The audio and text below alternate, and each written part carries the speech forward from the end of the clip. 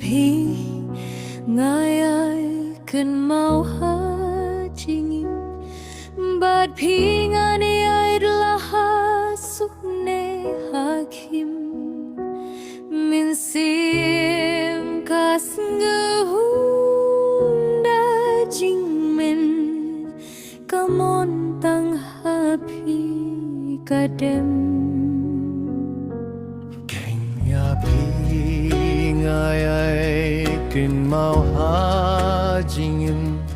bad pingan ai adalah sukne hakim mensim kasnya hunda jingmen kamun tang hapi kadem